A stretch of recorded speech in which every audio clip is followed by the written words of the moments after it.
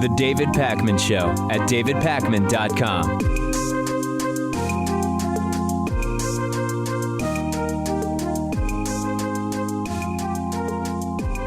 Emotions running very high for Bernie Sanders supporters after his big win in New Hampshire, which, with the consideration of pledged superdelegates, doesn't really appear to have been a win, but that's sort of a topic for a different moment. Let's look forward to the next two primaries for the Democrats, which are the Nevada caucus on February 20th, and then we have the South Carolina caucus, or primary rather, on February 27th.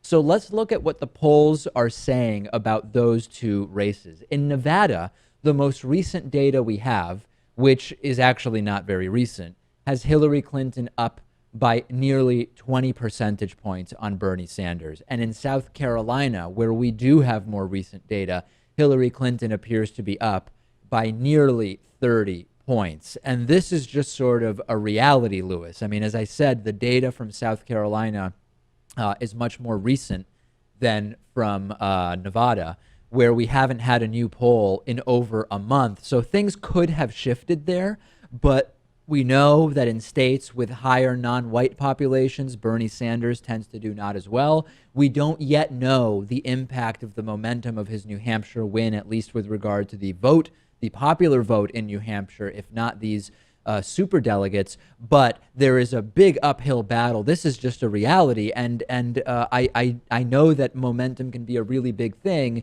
We have a few days here, a week, to get a sense of how big that momentum is before we get to that next vote. Yeah, I know. Look what happened in Iowa, though, right? Bernie overperformed, and leading up to the primary, the caucus, his lead just kept growing. Well, not lead. He just kept growing and growing and picking up more momentum. Right. New Hampshire, I guess we knew that was going to happen, but he even overperformed there. And so I guess a lot can happen. Bernie Sanders has overperformed the polls going into both of the elections that we have had so far in Iowa and in New Hampshire. We had that recent poll last week in South Carolina, which showed Bernie Sanders cutting Hillary Clinton's lead in half. But then we had an even more recent poll, which shows the race is really an uphill battle for Bernie Sanders right now. Very, very different demographics. And now we're seeing the Congressional Black Caucus come out. They said they are supporting Hillary Clinton instead of Bernie Sanders. We're going to talk about that on an upcoming program. And we're starting to see the racial political groups start to draw lines in the sand. Both candidates touting their credentials on race-related matters and issues of importance to minorities. I think that it is going to be a real tough sell for Bernie Sanders in South Carolina. I know that momentum may bring him closer. I know he may well overperform the polls, but this is still a big deficit. I mean, the numbers are the numbers, Lewis. Yeah, we kind of knew the numbers were going to look like this. I don't like it any more than you do, Dave. Let's talk now about what's coming up on the Republican side. Donald Trump coming away with a big victory in New Hampshire, although one that doesn't really get him that many delegates because there weren't that many delegates at stake in New Hampshire, and they were split multiple ways. The next two primaries for the Republicans are South Carolina on February 20th and the Nevada caucus on February 23rd. Note that the schedule is getting a little mixed up now. We have on the 20th the Nevada caucus for Democrats and the South Carolina primary for Republicans. Then the Republicans have the Nevada caucus, followed by, on a later date, the South Carolina primary for Democrats. If you didn't even understand what I just said, don't even worry about it. The point is, we're not having the same stuff on the same day for both Democrats and Republicans for the rest of the month. Let's look at how the upcoming two primaries look for Republicans. In South Carolina, Donald Trump is well ahead with 36% support of the second place Ted Cruz, which is right around 20%. Marco Rubio, close to 13%. And then we have Jeb Bush and Ben Carson around 10%, and John Kasich with a paltry 2%. In Nevada, where we really don't have very recent data, the most recent polling we have from Nevada is from the end of December 2015. Donald Trump at that point led Ted Cruz 33-20. Marco Rubio in third place with 11. Nobody else above 6%. And John Kasich, at last check, Lewis, polling zero in Nevada. I can't say with certitude that it is 0.0, but it is at least 0 point something. It's probably higher than an actual zero. Right. Right.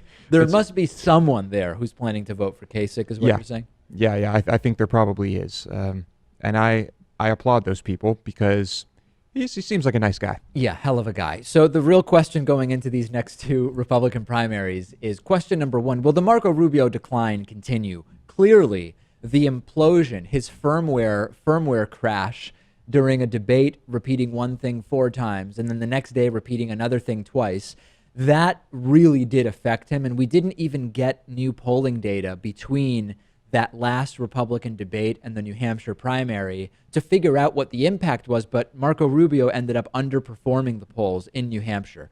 Do you think, Lewis, that is going to continue to drag him down? I've received a couple of emails and read a few headlines over the last 12 hours saying that the disintegration of Marco Rubio's campaign has started. I'm not ready to say that that's the point where we are. That's a very scary thing, because if the alternative to Rubio is Cruz, a lot of people are in very rough shape. Let's put it that way. Yeah, but I think after hearing that Rubio can't really even talk without memorizing lines, Right. At least Cruz seems to be able to do that. I think that's an important thing for a president to be able to do. Yes, I think that is, with such a low barometer that we've set, certainly something that is a minimum requirement of sorts, if nothing else. We'll continue watching the numbers in South Carolina and in Nevada on both sides. I have a great story here about Donald Trump. You're really going to like this. So the backstory is, a few days ago, Donald Trump went into a steakhouse and he committed a culinary abortion. Okay, he ordered a steak well done. He reportedly had a $54 bone-in ribeye, and he ordered the thing well done, Lewis, squeezing every bit of flavor out of that bone-in ribeye. Normally a great cut of meat. Total disaster. The foodie world was in a whirlwind from which Donald Trump is lucky to have recovered. Okay, Donald Trump wins New Hampshire. He heads down to South Carolina. The most nuanced and subtle heckler that I've ever seen was over Donald Trump's left shoulder, and he put on a show. I was watching this on CNN, and segment producer Noah Ferguson also caught it, and he put the clips together for us. You'll notice over Trump's left shoulder, the man holding this sign about steak. He is Massachusetts native Zach Etkind. Let's take a look at the first video here, Lewis. Decked out in Patriots gear, New England Patriots gear. You'll see he's sort of hanging out there. He's got the sunglasses. He's starting to make faces, sort of impersonating Donald Trump's faces, looking around in a confused way, and up comes the sign. And the only regret is you can't really read the sign that easily because of the coloring, but it says, "Trump likes his steak well done." And then he was on national television for over an hour, Lewis, mocking Donald Trump, popping up back there, looking confused. We'll look at another clip here where he is very clearly now wearing the sunglasses, doing the Trump face. He's wearing the Patriots jacket. He's popping bubble gestures and making finger points and all sorts of stuff. And this is, it's so brilliantly nuanced and subtle that I guess nobody came out and moved the guy, waving, making the bubble popping references, which Donald Trump is talking about in the speech. It's just absolutely fantastic. And then he continued to hang out right there. If he was 2 seats to his left, there's no prank, right? I mean, I don't know where this guy lives. I know he's from Massachusetts. If he travels down to South Carolina and gets moved 2 seats to his left, there is no prank whatsoever. But he is perfectly placed over Trump's left shoulder so that he is just there impersonating Trump, doing the Trump grin and the lip pursing and the entire thing. And what I will tell you, Lewis, is that later in the speech, he got either some combination of tired and bored, and he started pretending to sleep. And this is where it just really got great, taking his sunglasses off and looking as if though he is completely asleep, except for the occasional cheering motion that he does with his left hand. Like the finger. It's like the finger pointing, the Donald Trump signature finger pointing. Exactly. He is mimicking Donald Trump there, but appearing to sleep during the entire thing. This is fantastic. I mean, what I love this. And you know, it's great. Hecklers are funny sometimes, and it's interesting to see the trolling go on. This is so nuanced and subtle. The only downside is the sign was hard to read because it was basically, it looked almost like just a marker outline on a piece of paper. And if the sign had been more clear, this would have just been terrific. I mean, I love it. Yep, and the Patriots gear really makes you blend in well because it's red, It white, looks and like blue. it looks like you're just a pro USA patriot, Yeah. right? Yeah. It's just all American and really just fantastic, effective, and brilliant trolling. I did notice that the Trump campaign is doing it wrong. They didn't strategically position any token minorities on camera, which is, you're supposed to do that, right? You're Well, there's supposed this, I don't know, if you look right here, there's this Asian fellow, and I think that's probably about it. Yeah, so a big mistake there. A lost opportunity for them. They put a troll on national TV instead of like a token minority that they could sort of use to create the impression that Donald Trump is catalyzing anything other than white voters in any significant way. Missed opportunity there. Loved the nuanced trolling. We have a fantastic program for you today. Let's take a quick break, and then we will continue. The David Pakman Show at davidpakman.com.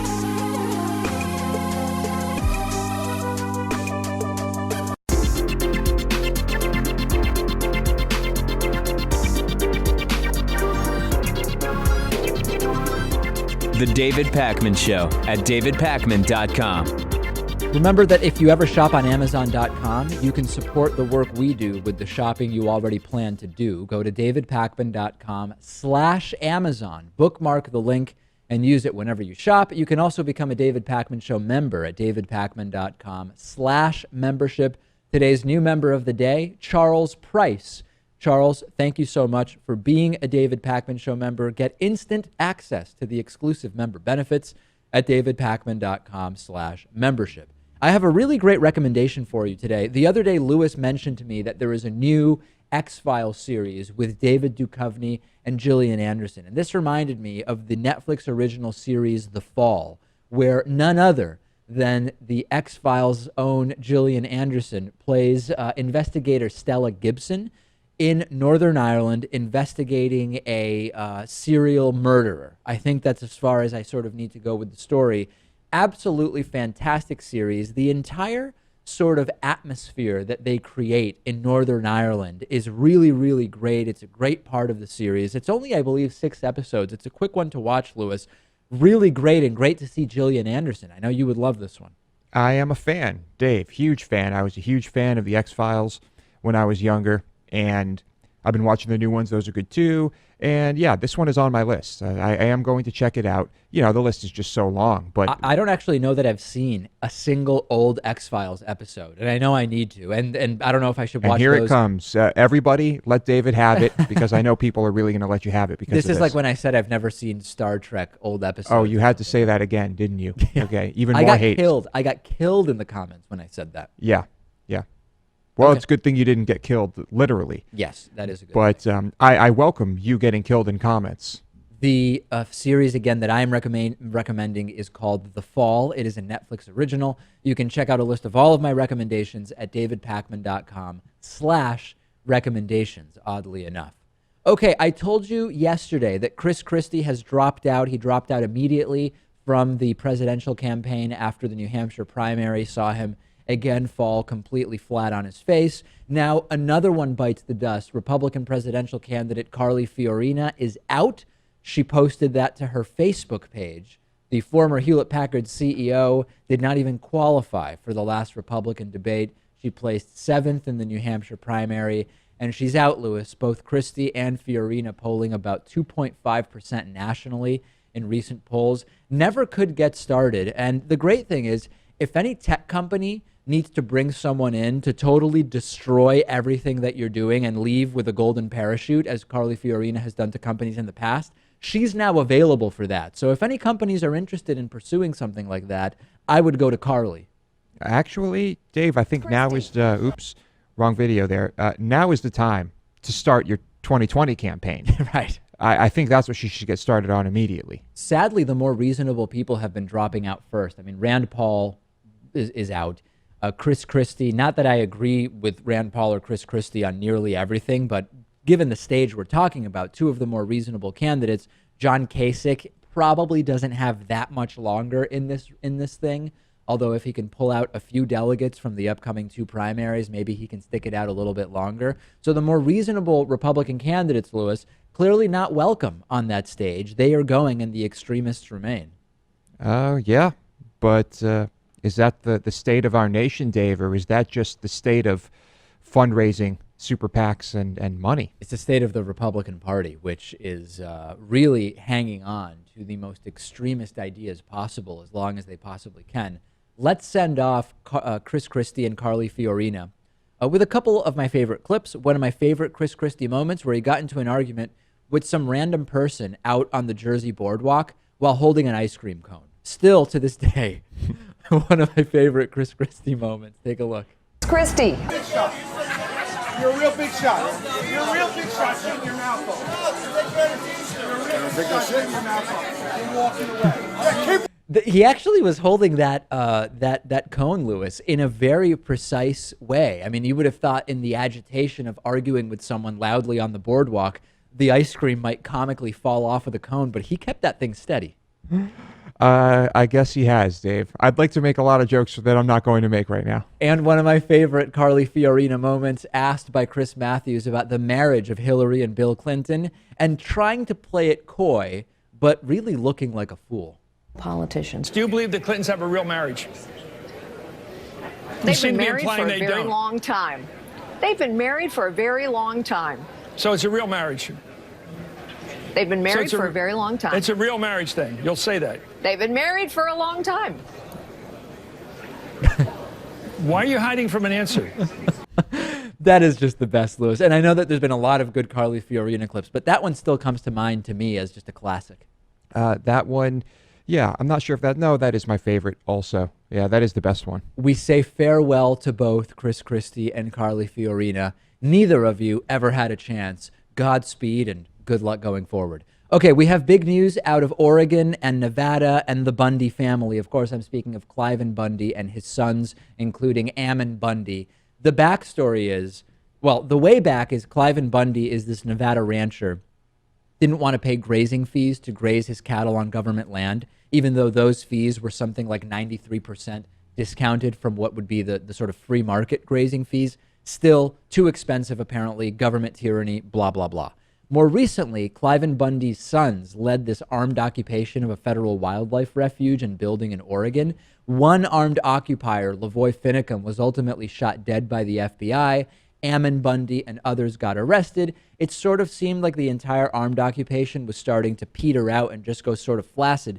And now we have an interesting twist. Cliven Bundy, Cliven, not Ammon, has been, well, Ammon's already been arrested. Cliven Bundy has now been arrested. He was apparently on his way this morning to the Oregon Wildlife Refuge. There still are, as of 30 minutes ago when we checked, some last remnants of this armed occupation, and they said they were going to wrap this thing up today.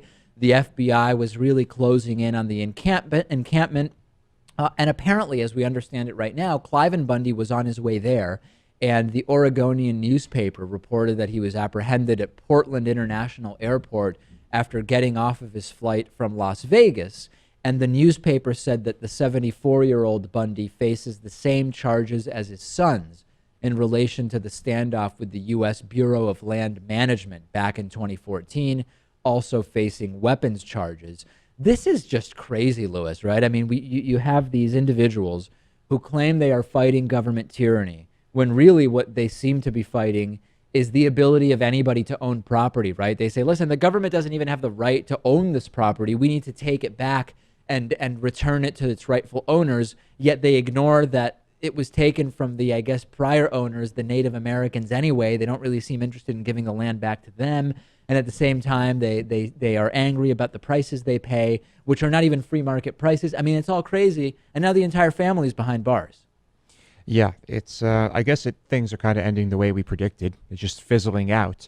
I was not predicting that standoff that happened where Lavoy Finicum was shot dead. Yeah. But although he said he was willing to die for his beliefs, very bizarre and kind of pointless beliefs that serve nobody and are completely unproductive, but beliefs nonetheless, at least on paper. So he did. And so that's it. And does anyone really care when this is all said and done? I know that there are supporters of these people out there. Oh, yeah. But what did they accomplish? And zero. And if everybody who supported these people went out there with guns, what would have happened? What would have been accomplished then? Well, I know that if they had been black or Muslim, they would have not would have been lasted bombed. 40-something They would have days. carpet bombed that place. Right. Carpet bombed in the way Ted Cruz does it without injuring anybody who's around. Well, it was Is a it- wildlife reservation or something. There probably aren't that many people around, yeah. Isn't it funny how when conservatives want to get out of paying taxes or they want free stuff from the government or free land to graze on or whatever, they're all suddenly constitutional scholars. That's always the way they go about it. Anytime they want free stuff, right, they say, hey, listen, it's all about the Constitution. I know about the Constitution. Liberals hate the Constitution. They're all constitutional scholars all of a sudden. Yeah, I think in a lot of these cases where people are preaching about the Constitution and their rights are being trampled, Yeah. at the core of it, there's something selfish happening. Yeah, well, And they wanted snacks. they want snacks, but it is people wanting free stuff. It's people saying that they're a victim. It's people saying that they are being oppressed. They criticize liberals for supposedly wanting free stuff. They criticize liberal politicians for supposedly offering free stuff. And then they go and they argue that they should get free stuff, but they make a constitutional argument for it as opposed to a, hey, we paid taxes in, we're entitled to certain benefits also. They just say, hey, Constitution, give me the free stuff right now. I say we should applaud the Bundy family for convincing so many people that they should put their lives on the line so that the Bundys can keep more of their money. We need to dispel with this notion that these individuals shouldn't be considered a threat. They absolutely should be considered a threat to the United States. Fair? That's fair. Yeah. All right, let's take a break. After the break, I think you're going to like this. We're going to talk to renowned atheist, self-described ardent feminist, and one-time pornography actress, Greta Christina.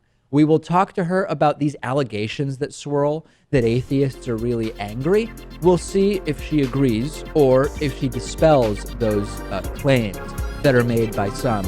I'm very interested to speak to her right after the break. The David Pakman Show at davidpakman.com.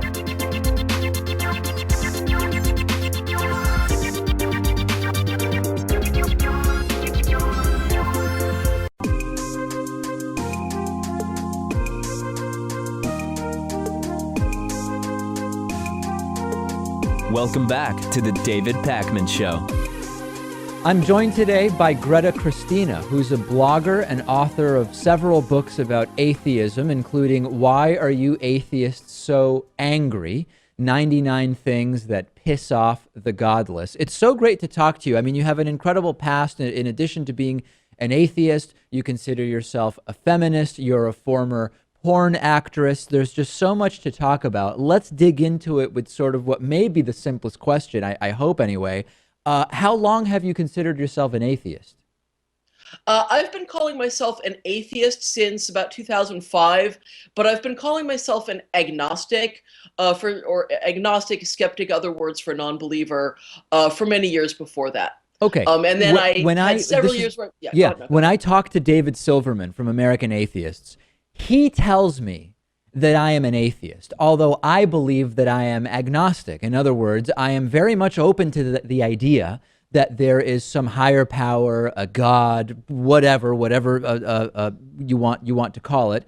I just have not seen any evidence of that right now, but I consider myself open to that idea, and thus I think I'm an agnostic. But explain to me what was involved in your transition from agnostic to atheist. Well, the most important thing I want to say to that is I don't care what you call yourself. I actually think it's really important that non-believers be able to self-identify with their non-belief using any language they want. I started calling myself an atheist when I started reading other self-identified atheists talk about what it meant to them. And I'd always thought that atheism meant 100% absolute certainty that there was no God. And then I started reading atheists say, no, it doesn't mean that. We're not 100% certain about much of anything in the world. It just means being certain enough. And, it means I don't have any reason to think there is a God. I haven't seen any good evidence there's a God. And until I see some better evidence, I'm going to conclude that there are no gods. And when I started reading that, it was like, oh, I don't have 100% knowledge that there are no unicorns, but I wouldn't call myself agnostic about unicorns. And that's how I feel about gods. And that's when I started calling myself an atheist. But really, I'm not going to tell you stop calling yourself an agnostic. Different people define these terms differently and for different reasons. And so if you feel like agnostic is a better word for you, I would ask you to consider whether that really is the most accurate word, but ultimately it's up to you to decide. Okay, let's talk about anger. And I've seen, of course you have the book. I've seen speeches and talks you've given about this anger that sometimes is sort of associated with atheism by some. Anger has been used to deflate numerous movements over time as a sort of, hey, listen, this is not a valid movement because look at how angry they are. Currently, it's a term that's being used to disparage both Bernie Sanders and Donald Trump for drastically different reasons in the presidential campaign. Talk a little bit about that. Do you believe that there is a sort of anger associated with atheism for you specifically? I wouldn't want you to speak for everybody. And where does this idea come from in your mind? Well, I think that it's important to remember that literally every social change movement in history, certainly all the ones I'm aware of, the moment that they start to get some sort of real power and some real visibility, they start being tagged as angry. And, it's like, the angry blacks in the civil rights movement, the angry feminists in the feminist movement, the angry gay people in the LGBT movement. Every time a social change movement starts to get some real traction, we start getting pegged as angry. And I think it's important to remember, first of all, not all atheists are angry about religion, but those of us who are angry about religion have good reason to be. There's real harm done by religion. There's harm done to atheists, and there's harm done to believers by religion. And anger is a source of power. Anger motivates us to do something when something is wrong. Anger is often what signals us that something's wrong in the first place. And so when people say, oh, you're so angry, so we're going to dismiss what you're saying, it's a sign that we're actually are being effective. And it's not really engaging with what we're saying. It's not a response to the content of what we're saying. It's just dismissing us because we've begun to take hold of our power. When you talk about, as you mentioned, the ways in which religion can be damaging, has been damaging to both believers and non-believers, I'd love to sort of dig in a little bit to the specifics of what elements of religion, if any, you are okay with. And by that, I mean this. If people are religious in the sense that they believe in Jesus or they believe in Muhammad or whatever, but they don't proselytize, they don't use their religious beliefs to try to tell others how to live their lives or suggest that government be run by their particular set of religious beliefs, does that bother you in the same way that somebody could believe, oh, I don't know, maybe the entire universe is a simulation, right? I mean, whatever one's beliefs are, if they're not using them in the ways I just mentioned, does that bother you? Well, it certainly doesn't bother me as much. And if all religion were like that, if people believed in the supernatural, but they never used it to hurt other people, they never used it as an excuse to kick their kids out of the house, they never used it as an excuse to traumatize their children, to oppress people, and so on, I would certainly be less angry about it. I probably wouldn't make it the cornerstone of my, writing career. But I think it's also important to remember that people use religion to hurt themselves as well. People use religion to justify really bad choices in their lives. Explain that. What do you mean by that? Well, if you believe, for instance, I'll talk about my own beliefs. I used to believe I had all kinds of New Age beliefs. I believed in reincarnation, particularly.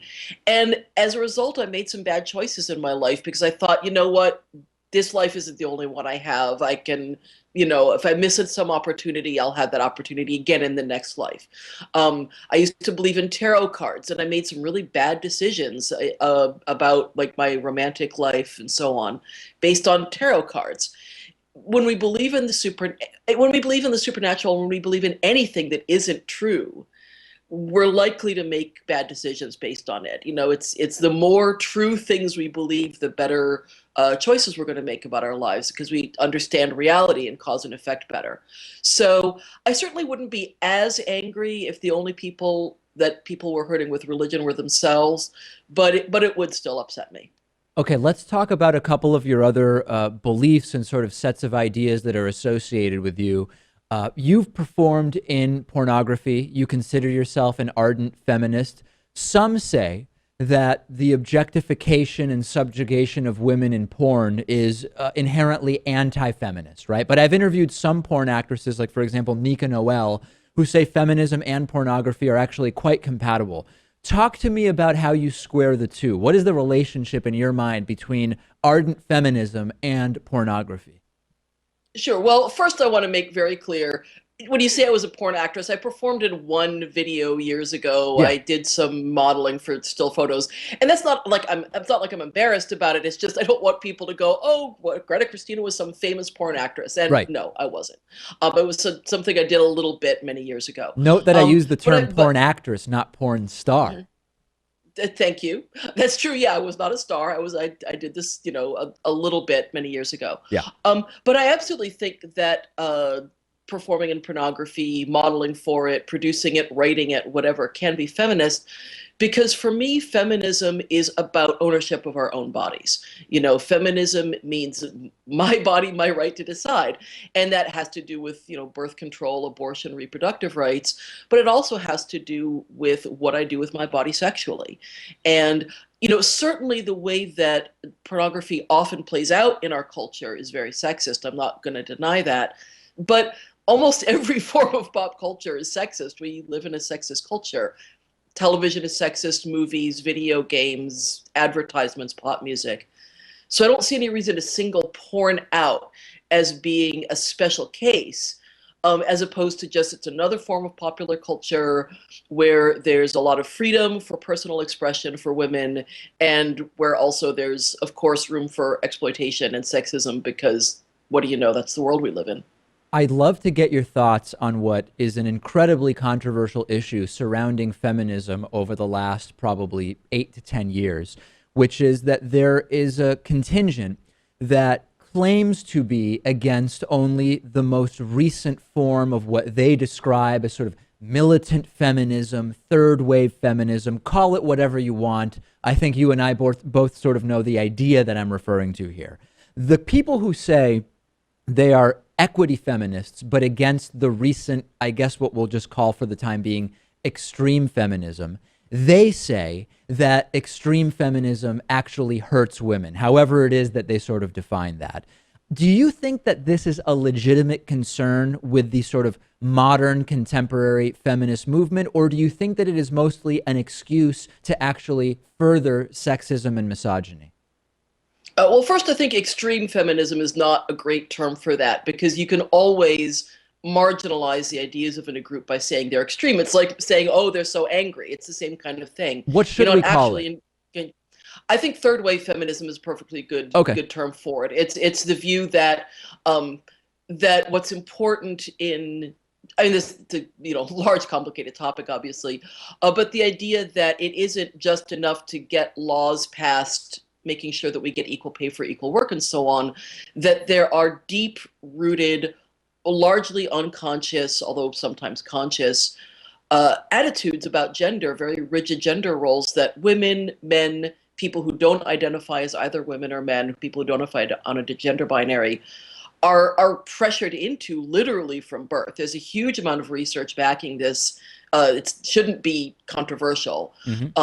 And that in order to have an equal society, we need to do more than just pass laws saying that, that you have to be paid the same and be given the same job opportunities and so on.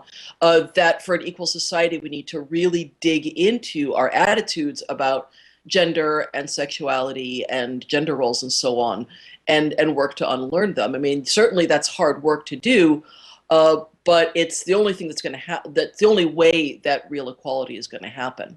So, I don't think that's an extreme view. I think it's actually pretty uncontroversial. If you look at sociological, psychological studies, it's very well founded and has been for decades. So how would you characterize this sort of recent trend of appearing to be critical only of third wave feminism?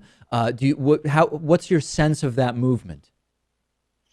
My sense of that movement is that at best, the most charitable possible thinking view of them is that they haven't thought very carefully or looked very carefully at what third wave feminism really is.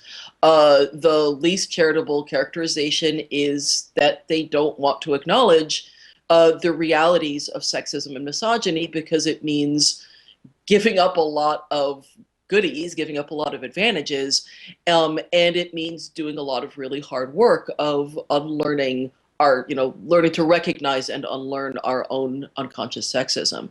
And you said it's like they're saying, oh, they're these extremists and therefore we can ignore the whole thing.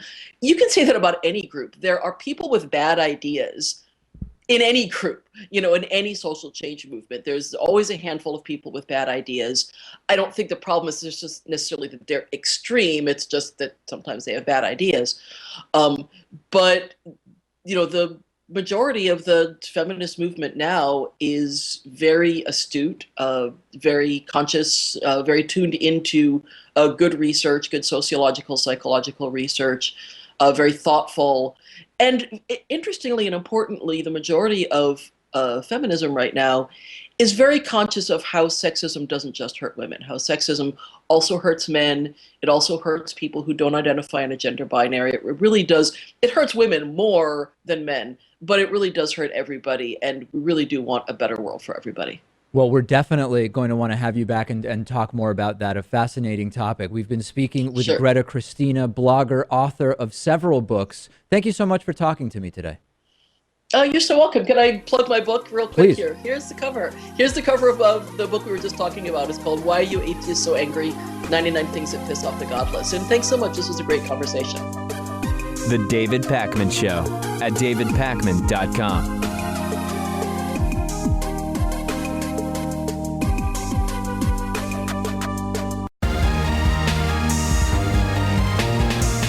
The David Pakman Show at davidpakman.com.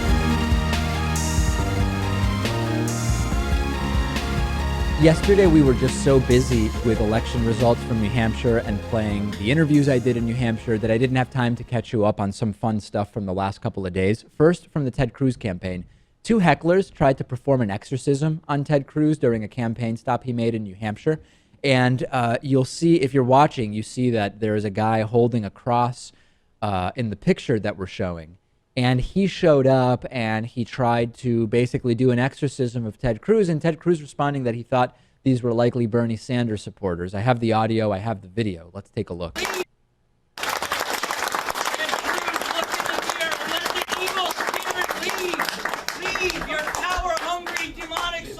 Very nice young man, a very confused fellow.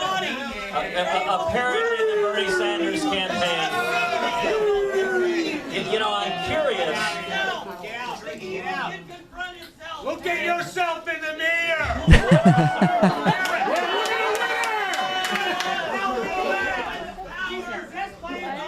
The very odd thing, usually lefties don't believe in God.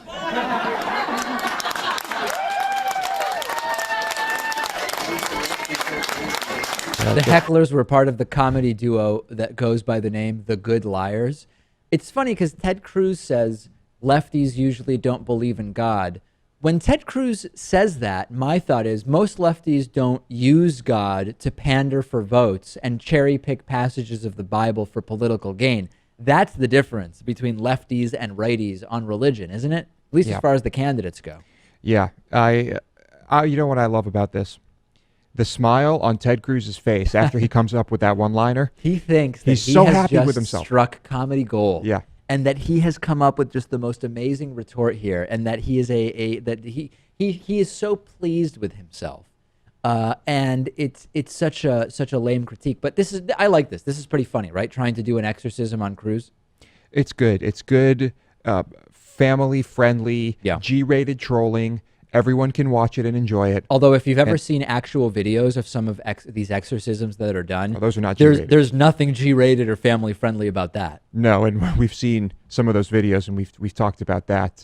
We've talked to people who have performed exorcisms, and they're usually not that willing to film those exorcisms. No. Those are very, very disturbing. Okay, Jeb Bush. This is another thing I want to catch you up on. Jeb Bush is trying to surpass himself in awkward, pitiful campaign moments, and he's really outdone himself this time, Lewis. Jeb Bush went to a Rotary Club lunch in New Hampshire, and he was basically told mid-sentence that he has to get off the stage, okay, that it's basically done for him. And then the Rotary Club went and just started going about their business. This is so crazy. Jeb Bush awkwardly gets off the stage and he starts walking around and weirdly like trying to shake hands with people, but nobody really wants to shake his hands. I mean, the crowd seemed more interested in hearing about the logistical housekeeping memoranda of the local Rotary Club chapter than in talking to Jeb Bush. And this is just amazing, Louis. He goes over to sit down and starts eating what looks like goop. I mean, what was that, Louis? I don't know. Maybe it was porridge. I don't know. What do you eat at the Rotary Club? Let's look at the video. It's crazy. Side of rebuilding our military to men and women uniform is to fix that mess as fast as I can. That's it. Thank you. They're kicking me out the door. They're kicking me out the door. Now watch him. Governor, thank you very much for joining us today. I believe your Awkwardly schedule gets has off a the hard stage. stop. There are more than 1 million Rotarians Confused, around this thinks globe. about shaking hands. And Nobody we all wants to shake his share hand. 4 tests Shakes one that person's guide our hand. daily interaction with each other, Stands with our friends, awkwardly with our listening to the coworkers. discussion about the Rotary This Club club business. has added a Now 5th he's test. sitting, and here he Before you goes, run, I would having invite some all kind you of to join us. gelatinous goop. I will gavel the meeting I don't know closed what the guy is doing, afterwards. Louis. I mean, Ask this is one of the Rotarians to most stay on. pitiful and saddest moments of Jeb Bush's campaign. A huge congratulations to the cameraman who decided to track Jeb Bush's awkward departure across the room instead of focusing on the guy from the Rotary Club. True comedic gold here. Orders of magnitude more awkward than when his brother George W. Bush appeared to be locked in a room at one point in China or somewhere. I mean, you really got to feel bad for the guy. It's just he's eating his gloop. Nobody wants to shake his hand. I mean, it's crazy. Why was he there in the first place? I don't know. And who was it that decided that his time was up? If he had to run out the door because of campaign scheduling, Right. He wouldn't have sat down and started eating his goop. so I think maybe it was something he said. He also called attention to the fact that he's getting cut off, right? He says they're kicking me out of the room. He stands up there way too long. He sort of looks around and says they're telling me to go. He gets off the stage. He sort of pauses and says, like, maybe he'll shake someone's hand. Nobody gives two whatevers about shaking Jeb Bush's hand. So he sits down and he starts spooning gloop. This is an important exercise in humility for someone in the Bush family when the Rotary Club Right. has more power than a Bush. Really a low energy performance by Jeb. I mean, this is the microcosm of the low energy performance. He should have thrown that guy off the stage and kept talking about whatever he was talking about. At least he didn't have to say, please clap in that tone, right? Please clap, because people did clap at least. People were relieved that it was over. That's why they were clapping. It's really sad, and it just seems like it's over for Jeb Bush. I just don't see it going anywhere unless he somehow, I don't know what he even has to do in Nevada and South Carolina to get back on. But the most awkward moment of Jeb Bush's candidacy to date, maybe the most awkward moment of his life. I don't know. We have a voicemail number, 219-2-DAVID-P. Let's take a listen to this voicemail. David, I just looked it up. Every superdelegate in New Hampshire is a party official. So you know that they're handpicked by Hillary's real campaign manager, Debbie Wasserman Schultz, who everybody knows loves her Hillary so much that she's probably been down there. This is just another cheat by Hillary Clinton and Debbie Wasserman Schultz, and we're going to see more of this. How can I love Bernie, but how can he win when he's up against this kind of nonsense? So listen, I talked about this situation in the New Hampshire primary where, in spite of Bernie Sanders dominating in terms of the popular vote because of these superdelegates, that Hillary Clinton will likely still come away with more votes from that primary. And I got a ton of feedback. Some people agreeing with the callers saying the system is corrupt. Others saying, David, you're sort of forgetting about what the point of these superdelegates is, which is to make it so that even if there is all the money behind one candidate, that there are still these superdelegates who can decide for themselves who to support. In this particular case, though, it seems that the superdelegates are going in the direction of the candidate who has the big political machine behind her. That all being said, I also did receive emails from people who were saying, listen, David, ultimately, the superdelegates may currently say that they're supporting Hillary Clinton, but typically in most states, the superdelegates end up going for whoever is actually the popular vote winner. So just because we haven't been told that yet, they'll likely still vote for Bernie from that state or whatever. It'll all work out in the end. It still seems like a system with questions for me. Oh, questions, Dave. Questions is an understatement. Maybe the understatement of the week. Yeah. Yeah. Well, we could talk we could do this a whole show about delegates in the Electoral College and the system. Needless to say, tons of emails and YouTube comments and whatever coming in about the superdelegate situation, and we will cover it more. On today's bonus show, we will talk about drone racing. Earlier this week, Lewis told us about President Obama's new carbon emissions plan and how great it was. Now we have to talk about the fact that the Supreme Court has halted President Obama's carbon emissions plan. It only took a few days. It is dead in the water. We'll also talk about the new agricultural drones that are out there.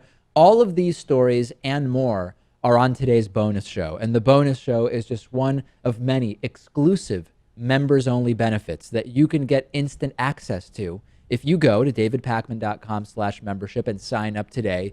You know how corrupt and bogus corporate media is and increasingly is during election years. Vote with your dollars and support an alternative to corporate media by becoming a member. Talk to you on the bonus show.